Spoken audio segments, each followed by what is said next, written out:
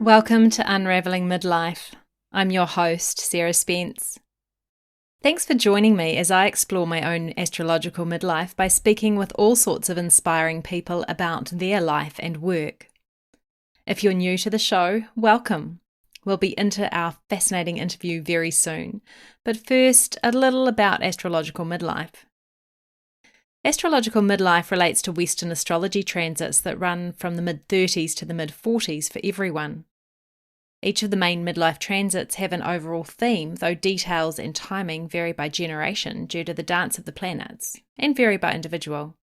It directly corresponds to the term midlife crisis, though I like to call it the midlife unraveling, from Brené Brown and her excellent article of the same name.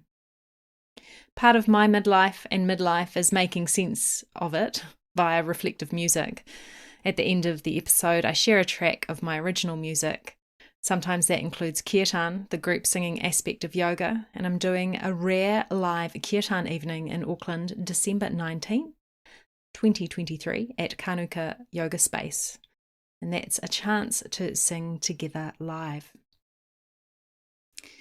Maya Nova, today's guest, is a former ordained Buddhist nun and is now a successful mindful leadership coach as well as a daily meditator. She is a delight to converse with, and I encourage you to listen on, to think deeply and be inspired. Don't forget to check out the show notes for people and items she mentions during this episode. You'll be able to meet Maya if you come along to Earthbeat Festival in March 2024, where I'll also be sharing some music. There's a taster of that, as I mentioned, at the end of the episode. And now, leaving the astrology mostly aside, the music aside, the conversation with Maya Nova. Maya, thanks so much for joining us on Unraveling Midlife. It's great to see you here. Thanks so much for having me. So I find you and your work and what you do really fascinating, and especially since we met socially originally. So can you tell our listeners a little bit about yourself and what you do? Yeah, so I guess my journey to get to where I am is a bit unconventional because I do work a lot with corporate clients, but I kind of work in this space of developing people from inside out, right? So I work with self-awareness, with mindfulness, with mindful leadership, with how people, what's coming up for them, how they engage with each other. So it's quite a niche work that not necessarily everyone is ready for. But my qualifications really are a bit unusual because, if someone told me I would be doing this now when I was in my 20s, I would be flabbergasted because I was an art student. It was completely unrelated, right? So it's kind of let me just unravel a little bit because the story, this is a good place to start. So it really starts with the collapse of the whole system in former Yugoslavia, right? So we're talking late 80s, 90s, last century. And it was really a complete collapse of the world as I knew it back then, which led me to I was fortunate that I could leave. So during the Second War, because there were a series of wars, the first one was with Slovenia and then with Bosnia. So that was early 1992. It was just a moment in time where there was a window of opportunity for me to leave. And at that time, I didn't have children. I had this one little opportunity, one window of opportunity to leave the country because the borders were closing. It was a complete embargo. It's very similar to kind of what's happening with Russia and Ukraine at this time. And I left on a 30-day visa, never to come back, right, on a backpack on my back.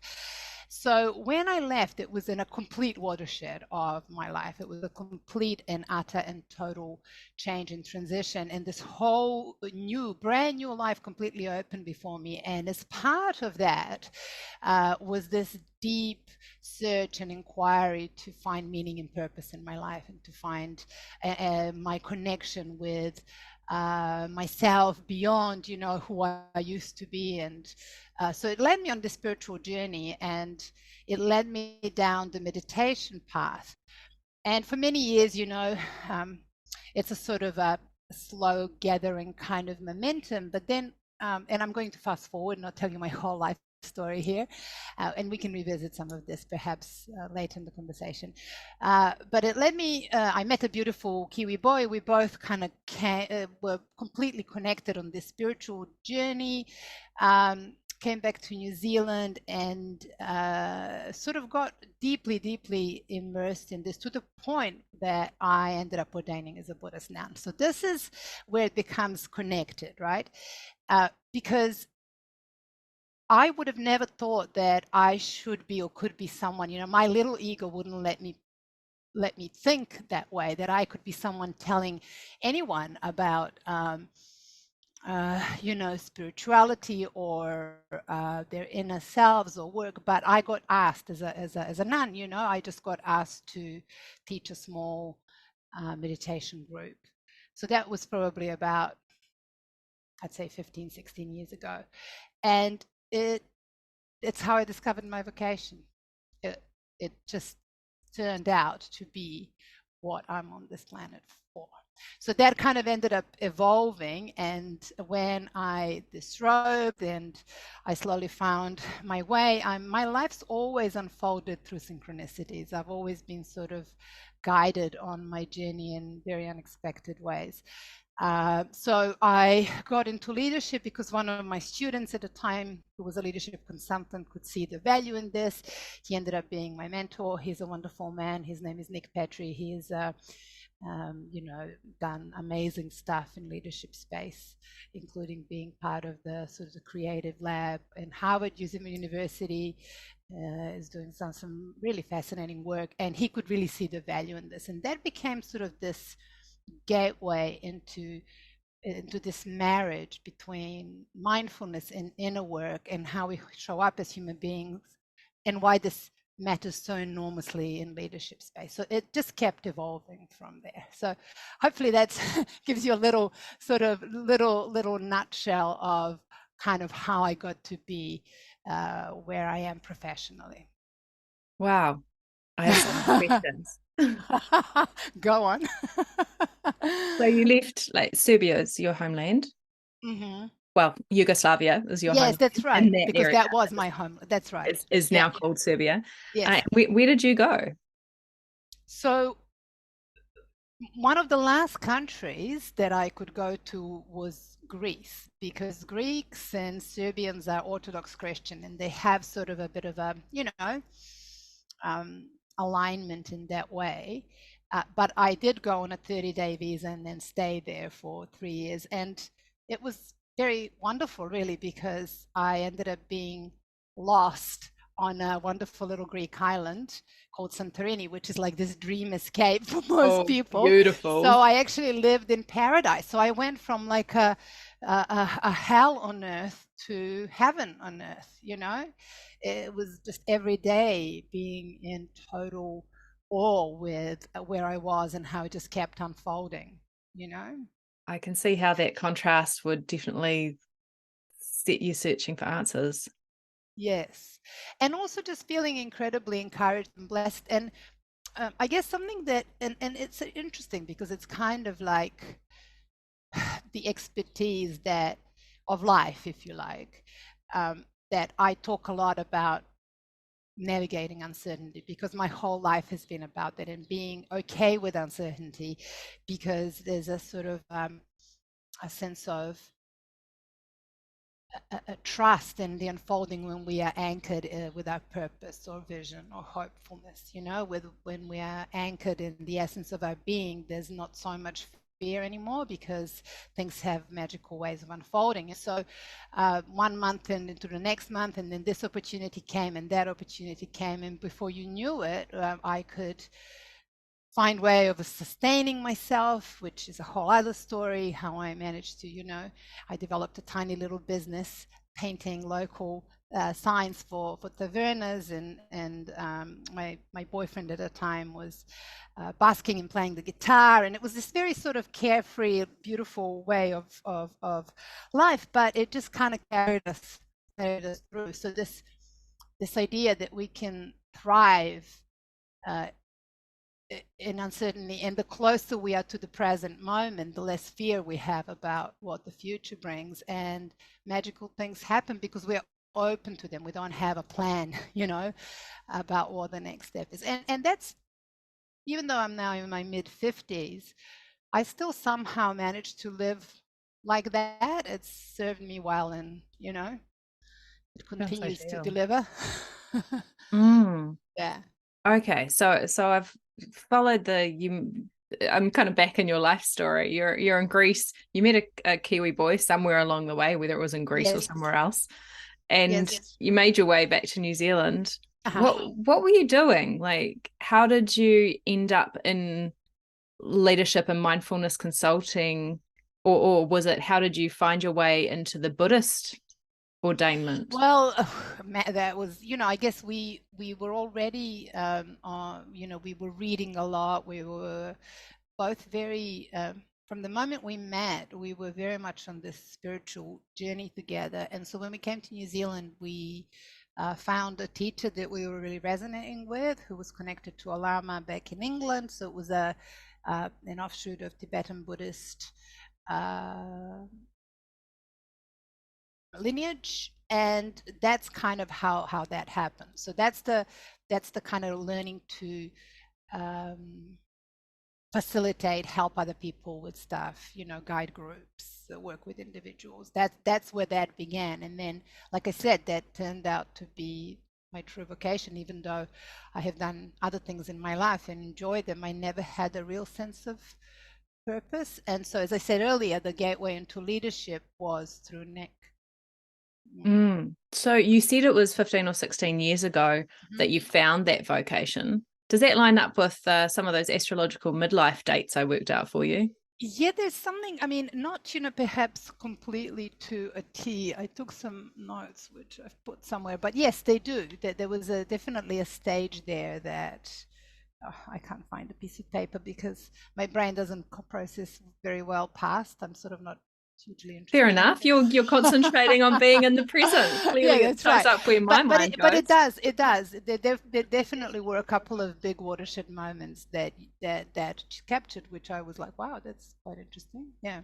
Well, I live in hope that my true vocation will come.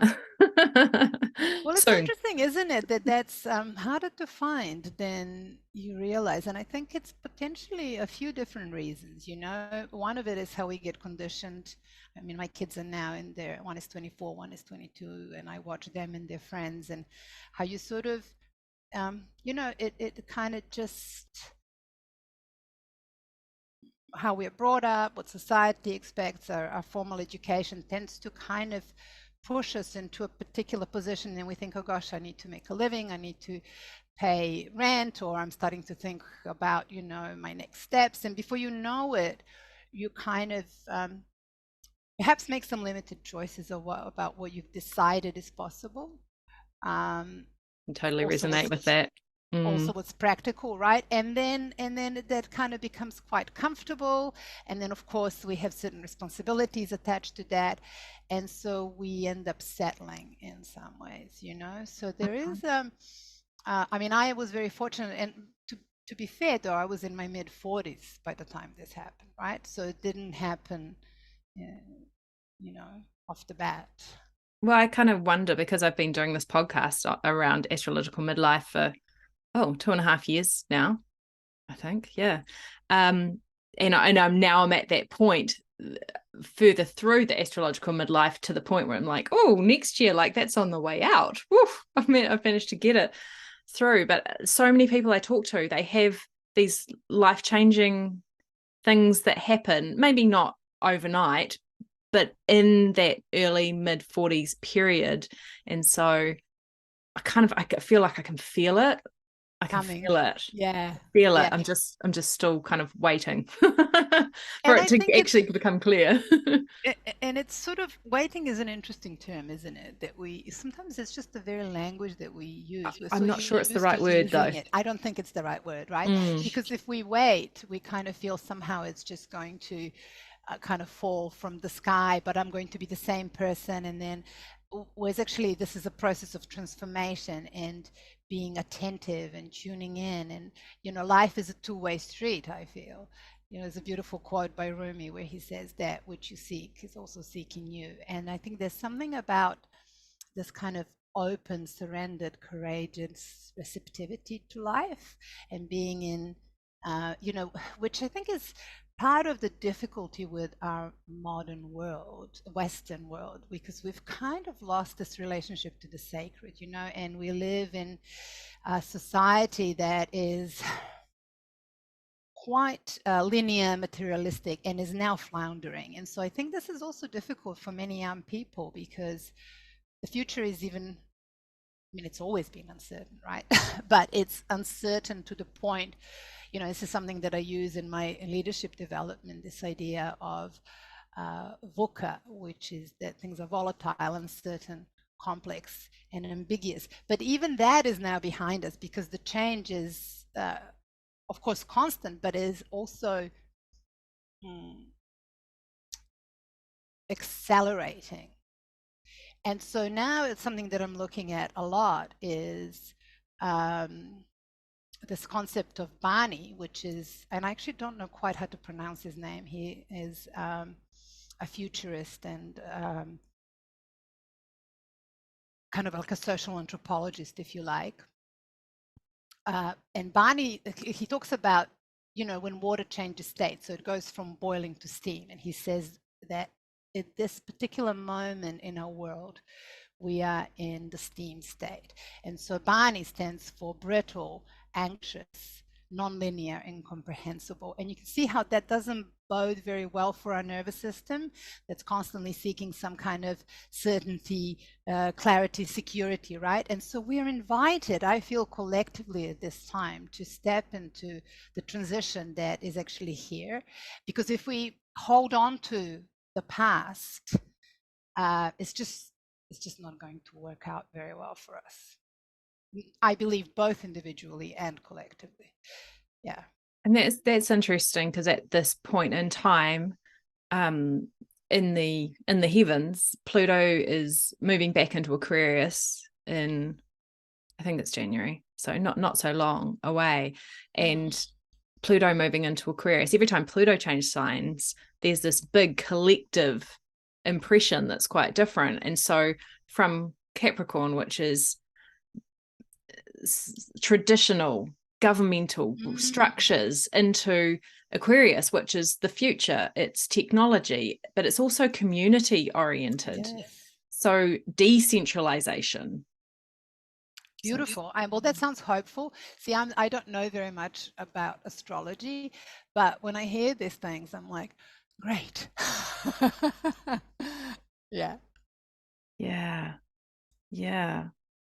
Yeah, those are quite fascinating. How do you use this in your work, and how does your work relate to your spiritual life, I guess, is a big question. Well, I know that on the surface it looks sort of like they're two different worlds, but they really are not because I mean, I'm a member of human race on this planet at this time.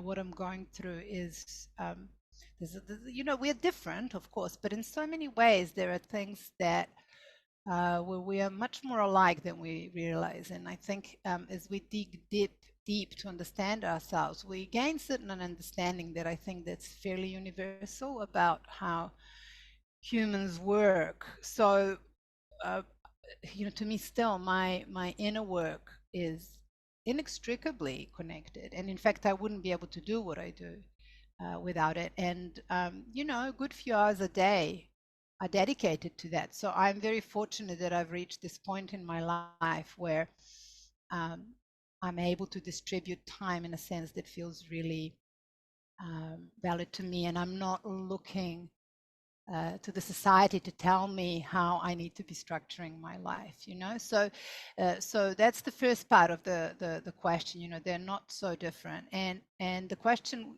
what was the other question that you asked, as to how does this, something that I shared before, how this works in leadership training? Is that kind of what you wanted to Yeah, know? how does, I mean, you said that your spiritual life and professional life are the Mm, same, mm. really, but Well, how same. do I they? mean, they're not the same, but they're aligned. I love how you're fixing my language. Thank you. No, no, that's all right. That's all right. Uh, so, okay. So leadership is a vast playing field, right? I mean, it's there's you know, from academia to practice, thousands of you know, books, articles, models, styles, approaches. I mean, it's vast. So, um, what has worked for me is to really keep tuning in to what is it, something that I know about, that I'm passionate about, where I can add value in this space. And so it's this idea of vertical development, right? That that at a certain, I mean, I think it's not necessarily, I wanted to say at a certain point on their journey in leadership. This is true because I mainly work with senior leaders, but it's not necessarily just a question of seniority. It's actually a question of development. So simply because at the beginning, it's often based on people's experience, expertise, right? So they often become managers before they know how to really lead Hmm. themselves or lead others, right? And Hmm. so then a lot of training is offered at a sort of often a bit too late. And that is what I would call a lot of it is horizontal development, where people are developing their capability. And so they're learning about this and that and whatever else it is that is important. And then at some point, it really becomes about their capacity, because their human potential equals their leadership potential. You know, how you show up, it's not just what you do, it's how you be that becomes very defining. So you can see how the dots start to connect at this point, right? How you're being, what you're emanating, are you aligned with your values rather than merely professing them, for example? You know, Mm. are you able to listen deeply, speak unarguably, filter your unconscious bias, have vision, have purpose, have resilience, be able to constantly flow with change, release some of your limiting beliefs along the way. So you can see that actually at that point becomes equal with spiritual development. So it's just a question of sometimes reframing it, and that ends up being, you know, to an extent, a marketing exercise, but it doesn't compromise the value of what I do. It's simply answering, if you have these problems, I may be able to help you with them. And so people go, yes, thank you. We do have these problems and we don't have solutions, because the solution is different to what they're typically used to. And not to suggest that I'm only the only person doing this work, right? I mean, there are Hmm. other people playing and more, you know, when you really go into deep development of people, you will have to go down into self-awareness space. There's no other way.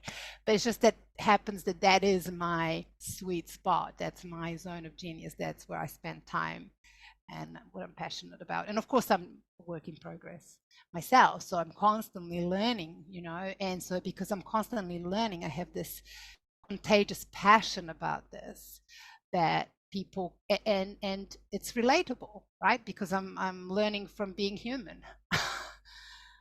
You Did you know. ever have like an imposter syndrome when you were first Oh starting yeah, that yeah, kind of yeah, work? yeah, yeah, for sure. And yeah, of course I did. And I think especially at the beginning, you know, I have worked very hard to um,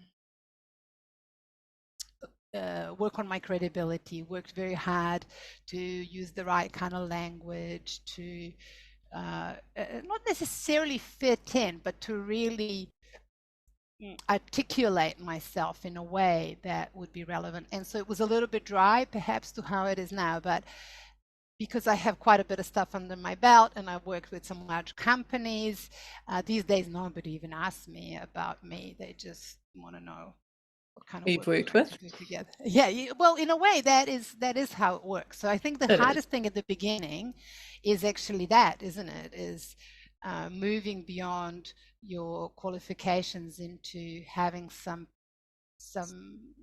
you know practical work with people. Yeah, I yeah. guess there's the part of me that goes, wow, if I was doing that, I'd have such imposter syndrome starting out for sure. And then I thought, I wonder if that's something that having gone through astrological midlife will fix. Well, you know, it's interesting, and I think you and I talked a little bit about this when you asked me to come along to this, because I think there's something that happens to women that we at this point in our lives, once we go through crises that we have to go through, physiologically and in every other sense of the word, we can really dig deep and connect with our wisdom. And there's a whole other confidence that comes from that, that wisdom informs the ego rather than because the imposter syndrome is all understandable. It's all in the thinking, isn't it? If you think, Mm. right, it's completely in the thinking. And the wisdom and the confidence is being connected to our heart. This knowing something of value. It doesn't matter how big or small. Being in service, Mm. and then seeing how can I help, and then humbly finding ways. And for me, I guess that's something that I'm really passionate about. I read extensively. I listen to things. I put myself through various bits and pieces of training to find, what are some of the ways that this can connect with someone. And because it's about really, if I care enough about you and I am able to see, oh, this is where you're stuck, this is where it hurts, now I need to find a way of making that known to you, but also giving you some tools and strategies and some inspiration and some accountability to give that a go and to find a way with that. So it is based on compassion. And I think compassion is cure for imposter syndrome, both internally and externally. I love that. Compassion is a cure for imposter syndrome. I'm just writing that down, listeners. I love it.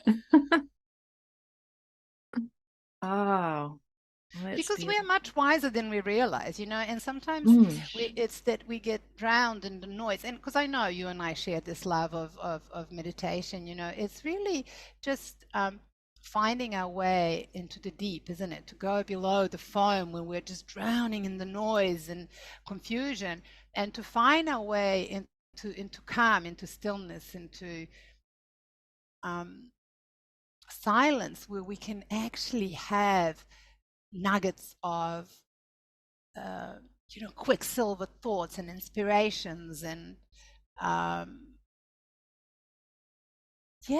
being connected to our true sense of purpose. And then it becomes actually quite easy, because it's only the ego that flounders, really. And if your sense is more with self than ego, then you know Yeah, it's just keeping that personality ego in check. well, and that's, to circle back to what you asked me earlier, why my personal practice is indispensable. Whether we're talking about imposter syndrome or ego, or, and it's not like I don't go through periods of doubt, or, the things over, as per your chart, things do happen periodically and psychically, and we're connected and influenced by so many different things. But it's like, how do we find our true north, and how do we, as I said earlier, how do we keep um, in that receptive state to see what's next, what's Mm. and and sometimes, you'll have a funny little thought, and then it will repeat, and then you'll meet someone, and then it shows up over there, and we need to learn to follow that instead of going, oh, it's irrelevant. because to the thinking mind, it doesn't make sense, but it's actually these little signposts and Hmm. along the way, where magic begins to happen. Yeah, the whispers. I call them the whispers. Yes.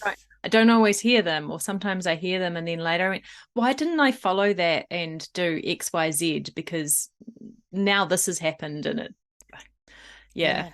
Well, because Though I think we go into doubt and we go into overthinking and we go into the imposter and we go back into the mind. So it is a dance, it but is.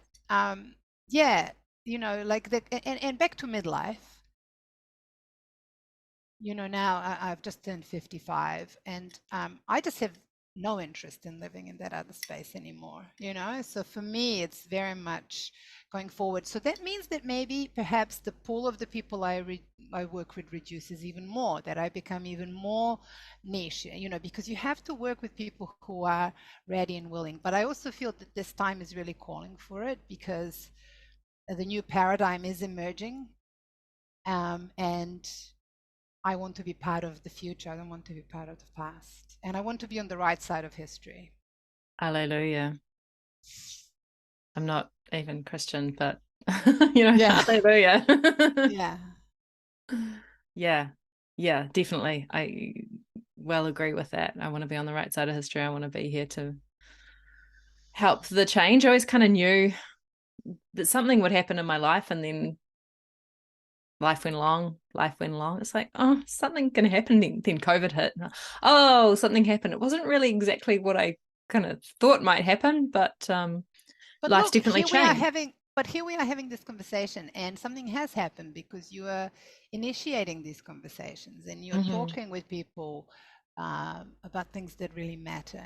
And that is part, like, I don't think I think good to not have naive ideas about how transformation happens, because I mean, I lived through a collapse of a society only to be replaced by another one, so sometimes, revolutions, this idea that will replace the systems, I just don't quite believe in that anymore. But I do believe in evolution. I believe in transformation. I believe that um, we can become these little islands of sanity, and that in these types of conversations we connect and something is different in the world, you know in a little way, and then maybe in a bigger way.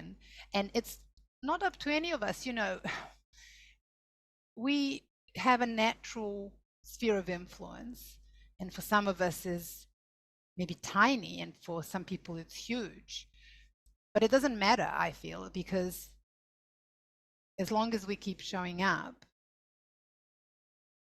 You know, I'll tell you something. There was a story that I heard by Julia Butterfly Hill. I don't know if you've heard of her. So she was an activist, and this is quite some time ago now. There was a logging thing going in an ancient redwood forest, and her and a bunch of other activists made these platforms high up in the trees, and they just basically lived up there because they I have couldn't heard of cut the them. trees, right? So one of them was Julia Butterfly Hill, and then at one point these enraged loggers came and actually cut one of the trees, and one of her friends died. And she was curled up on this tiny little platform on the tree, thinking, I can't go on, there's no hope.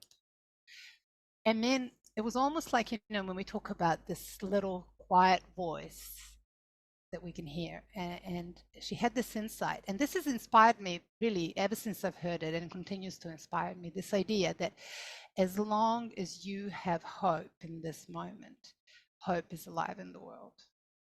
As long as you have wisdom in this moment, wisdom is alive in the world. You see what I mean? So there's something about, we always think about scale, but actually it's a quality, it's not a quantity. There's a question of consciousness. And if we then begin to dig deeper beyond just individual mind and understand that we're all connected, then as one person transforms, something shifts in the field. So, you know, this is, questionable perhaps, but it's something that it does give me hope, because it gives purpose and meaning to my life, and what I can do. And I can do a lot here. I can't do a whole lot out there. Yeah, the only thing we really have control over is ourselves. Yeah, our mindset, our thoughts, our perceptions, our choices, habits. And there's a lot of work to be done here. Because, a lot of the time, I think when we think about changing the world, we have to really be mindful that if we don't resolve our own ignorance and our own fears and our own hatred and our own limiting beliefs, then we will bring that to the whatever next thing is that we do out there. So revolutionaries would do well to take heed of this. I would say so. I ran into a friend in the supermarket because I used to be, it's another thing I haven't mentioned, but I used to be really involved in environmental activism. Environment's always been very, very close to my heart. And then at one point, I made a conscious decision for the very reasons that we're talking about, to kind of refocus on myself. So I ran into this friend, and he asked me, "Oh, so you're still doing activist stuff?" Then I paused and I thought, "Do you know what? I actually am. I'm a spiritual activist." Oh, I love it. Spiritual activism. And of course, it is all connected. And of course, I do try and, and I think as long as each one of us does our little bit, because you follow your joy and your bliss and what lights you up, and I do me, and someone else is a genius over here. And if we are all connected in this,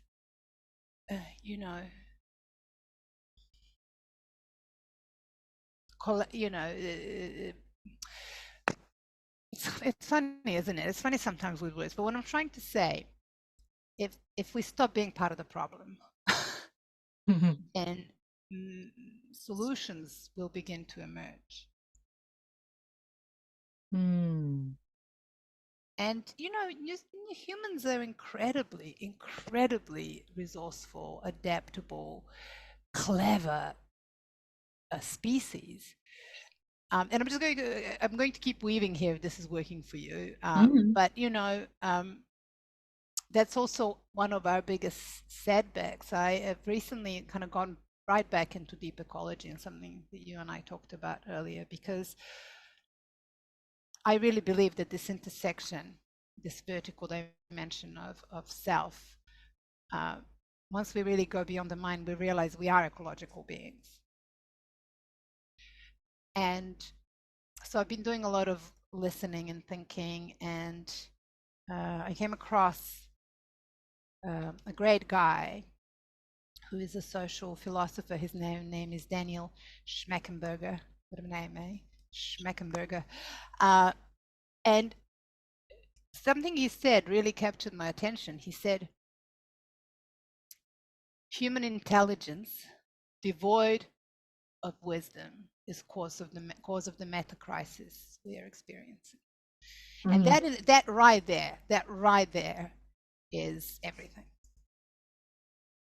So sometimes we're too clever for our own good. We'll invent an atom bomb, but in the process create this death and suffering for years and generations. And the fear that's looming over us, and the imbalance of power and so on. And you can look at that in so many areas, where we've developed AI, but we haven't worked on ethics. So now we find ourselves in this unprecedented situation. We've developed all these clever technologies, or we've extracted fossil fuel from the ground that's enabled us to do all of this, but look at the expense of the very basis of our sustenance. So just being merely clever in this age of intelligent machines, who are already much clever than we can ever be, it's just not going to do it, is it? Well, with Pluto just kind of heading into Aquarius, it's like we ain't seen nothing yet. And yeah, we have to be careful that shadow side is kept in check, and that we do have the wisdom with our communities to Yes. ensure the technology stays as servants to us rather than taking over. Yep. And I could speak to that, but I would rather you maybe ask me some questions so that I'm not completely just hijacking the conversation. No, I want to know what you wanted to say about AI now. Oh, And wow. Yeah. technology. Obviously, from my limited experience and understanding, but I think it's huge. I think it's huge. Um,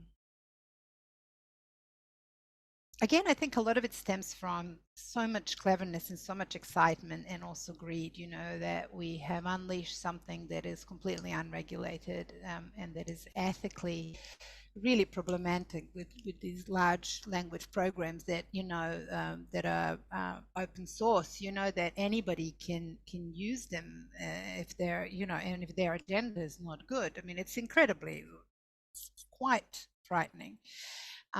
But also, the fact that I hear what you said there, because I think we are the parents of AI. It's not the AI that's the problem, it's the humans that are the problem. It's always the humans. Right? It's always the humans. So it's actually how we are engaging it with it. And, at the moment, how we are showing up online doesn't bode very well for humankind because we're not displaying the best of ourselves. Sometimes we are. So I think if we choose to engage online, let's do that in a positive, proactive way. Mm. Go into the light, don't go into the dark. Yeah. Yeah. Yeah, actually that brings to mind. I know that you're part of Earthbeat Festival coming up Mm, in mm. March 2024 from the 20th to the 24th of March. And also we've got you're doing the deep ecology, and we've also got someone a couple of facilitators from Inclusivity Aotearoa coming to do a workshop on online, like showing up online, and how do we Yes. how we show up online, and how do we do that in an inclusive way, because there's so much that's not inclusive. I That's love it. I think it's so, so, so, so, so important. And again, we're often dealing here with the unconscious bias and the fact that we um, can, it feels sometimes bring our shadow selves without consequences that we would normally experience in real human to human interaction. So, yeah, I'm really glad to hear about that. And I'm super excited for this opportunity to do this deep ecology work because of everything that we've talked about, that the transformation begins here, and that as we feel and access our ecological selves, um, then we begin to, um, you know, wake up out of the dream of separation. And a lot of what I still see in the ecology space still comes very much from this paradigm, trying to make changes out there. And science is still very sort of, heroic and masculine and fix it kind of thing, whereas we need to be actually informed. And so the deep ecology has feminine qualities. It's connected to ecofeminism, but also is quite a keen and aligned with the way Indigenous people exist on this planet. And I think that's all going to be in the mix of this new birthing, of how we show up as what would it, what, and to be more in the imagining of the new than what all the reasons why things are the way they are and why they can't be different. What would a truly evolved, awakened, spirited, wholehearted, cooperative civilization of human beings look like on this planet? Yeah, and to begin to embody that, yeah, in the here and now. Yeah, it all connects. It really does connect. A lot of the work that I'm doing personally at the moment, and it's changing all the time. But I'm really listening to a lot of Dr. Joe Dispenza's work, and because I've been dealing also with some physiological changes, speaking of midlife, but that we, can't be defined by our old body mind manifestation, that we need to begin to release that and find our way into the emerging future. And so I think a lot of the workshop that will be really about that. It will be really more about this vertical space, but understanding that it's inseparably connected with what we perceive to be the world out there. Mm. Mm. Wow. So, what kind of advice might you have for someone like me going through astrological midlife, which could equally be applied to anyone, I suppose? So, as I said earlier, I'm not going to talk about astrology because that's not my zone of genius. But you may be able to connect the dots somewhere along there. Like I find it quite heartening when when you shared about moving into the age of Aquarius and what that might mean. But yeah, just I can only really speak from my experience so far, and the sort of deep, honest conversation I have with other women going through this. Um, it's connecting with our feminine, and our feminine has been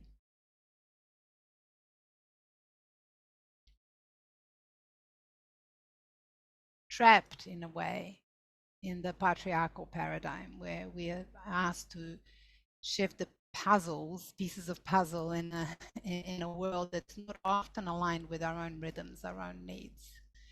So where I see women flourishing is where they have given themselves permission to slow down, to tune in, to really feel into these whispers of the body before it screams, and to allow ourselves to go through this transition because it is a rite of passage. And that as we do so, I often think that, my body is like a mini Gaia. What I do here is part of what happens out there. And so this way of the feminine is more of a soft, yielding, attentive, tuned in, receptive, um, collaborative, co-creative way rather than this kind of heroic masculine conquering. And I'm not suggesting we all have the balance of masculine and feminine within us, but this time calls us to tune into the feminine because I think that's also what the world needs. And I want to say awakened feminine, if you like. I mean, we can use different words because, as we know, we also have the wounded feminine, and that needs care and needs healing, and it doesn't have to be perfect. We don't have to have worked everything out, but we are called to, the more we are in the sacred feminine, the more that takes care of the wounded feminine. Does that make sense? Mm-hmm. And so then the question is, how does this shift from mere idea to actually living and breathing and embodying this? And it's same as everything else. It's just showing up, isn't it? It's practice. It's choosing. It's making these choices. And if we don't yet have a practice, then looking, where can I get some guidance? Where can I get some inspiration? And I'm really big fan of tiny habits. We don't, because it can all feel incredibly overwhelming. We feel, well, I'm here and I need to somehow get over there, and that is just paralyzing. And I think for a lot of people,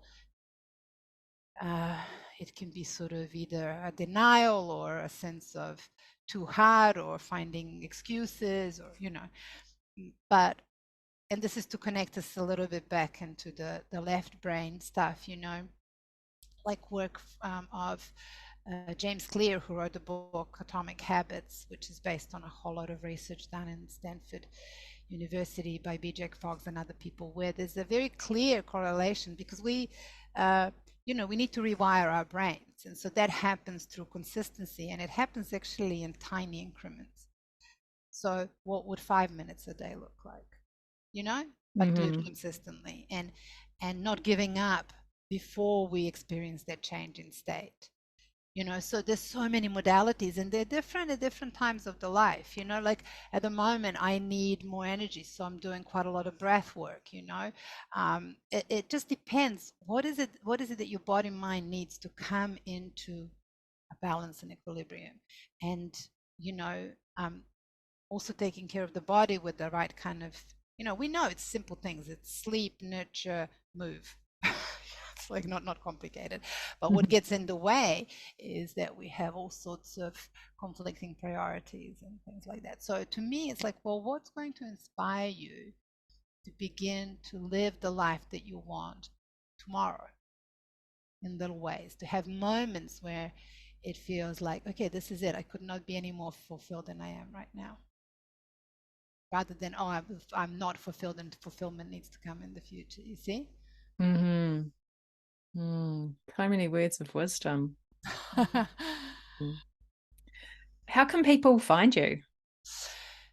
Well, I'm not on social media at the moment for a bunch of reasons. I sometimes pop in, so not the usual channels. My website is also a tiny bit out of there, but I will respond if anyone gets in touch with me via there. So my website is mindbalance.co.nz, and there's all my contact details.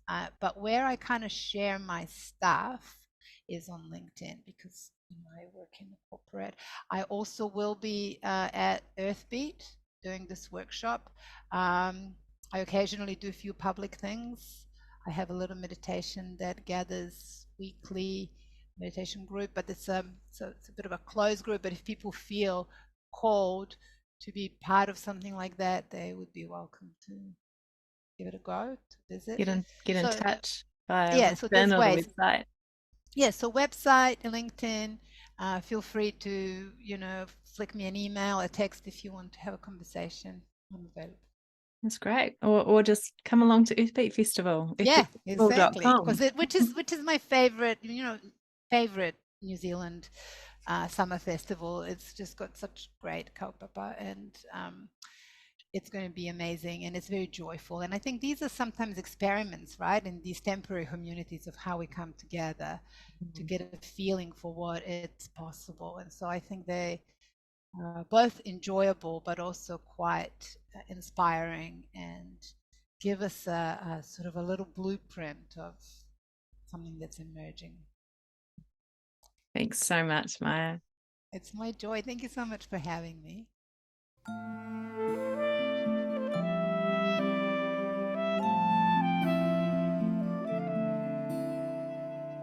Welcome to the music section of the show.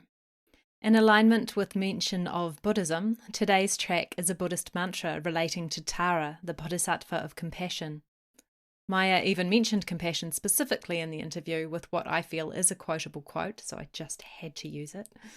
Compassion is a cure for imposter syndrome. I'll be reflecting more on this. Here is Om Tara from the album Awake.